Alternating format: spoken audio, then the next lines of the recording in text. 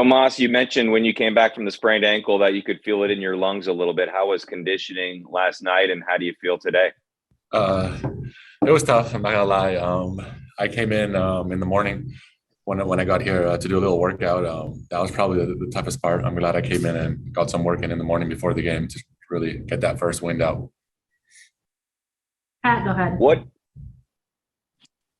Domas, Rick had mentioned that you have a pretty good setup at home to work out. How key was that while you weren't allowed to be around the team to be able to keep your conditioning at least, I would imagine, at some sort of high level? I have a treadmill. I have a little gym set up, for these situations and off days and stuff. But I'm actually pretty mad it didn't really work. I should have not done anything because I tortured myself a couple of days and then still didn't feel great out there.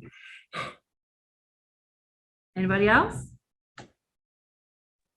Tomas, can you kind of describe your reaction to hearing about Caris and now having to move on without him and adapt?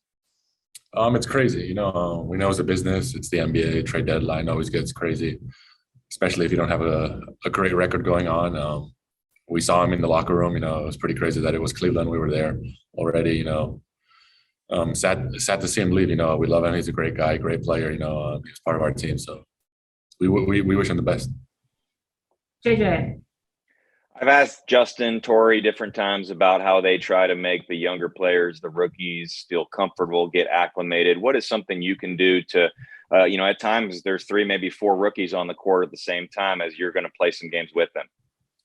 We just try to keep them confident out there. There's a lot of things that basketball IQ, that they haven't experienced yet that we want to try and help them get through, to make everyone's life easier, but they've done a great job. They've came out, they played aggressive, a lot of energy, they're helping us out on the court, and that's the most important part. Ross, go ahead. Tomas, how do you approach the next couple of days? Do you talk to your teammates about, the trade deadline and keeping everybody comfortable, or how do you approach the NBA trade deadline? Just trying to ignore it because all we can do is play hard. At the end of the day, we're all athletes and we want to go out there and win, so we're trying to go out there and play our best basketball. There's a couple of days left. It'll be all be over soon. And hopefully it doesn't distract anyone. Tony, go ahead. Tomas, I got 2 for you here, but the first one is, without Caris playing for you guys, he was one of your stronger off the dribble creators. How will you have to step up and kind of change the way you play to help the team continue to win? Just keep on trying to create open looks for my teammates, if it's from the post or bringing the ball up, just trying to attract the defenses. Last night they were doubling me on the post, so just trying to move the ball, maybe pass them some shots to get guys moving, get good flow going, that's the important thing now going forward, get everybody feeling good. And then with Ricky Rubio, he's out for the year, so maybe he won't be playing for you guys very much, but do you have any relationship with him prior to this trade or anything like that? Just national team, playing against each other, Spanish guy. Talk to him, really, really nice guy, but no personal relationship. JJ, go ahead. Tomas, I know you've played against the Hawks before. When you're playing against a guy like Nate McMillan that you played for, do you notice plays and calls that are similar and familiar, and do you allow that to get into your head as the game is going on? Sometimes you realize that after, maybe like in a free throw line or something, but while you're playing, unless you hear the name and you know exactly what it is, you could maybe cheat the play a bit, because you know where it's coming, but usually you're just playing. You're playing who's in front of you, anything can happen. You can't rely on what you think happened 3 years ago.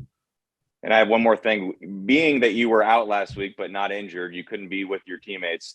What was your setup like to watch the games? And then what did you also think about Terry Taylor and what he was able to do despite being so undersized at times? I just watched it at home in my living room with my parents, and great. He brought a lot of energy. He knows how to play his role. He does a great job at it. He brings energy. He's fighting for loose balls, for rebounds. And that's what we need. We need a strong, hard role player in the pick and roll, and he does that great. All right, last question, Scott. Domas, do you have any plans to partake in any AllStar Fest since you just won the Skills Challenge? Or if not, what nice will it be for you to kind of do whatever you want that time? It'll be very nice to do whatever I want this year. I'll take advantage of that, to rest, clear my mind. And I think they changed the skill challenge. So think I'm in the clear from the NBA.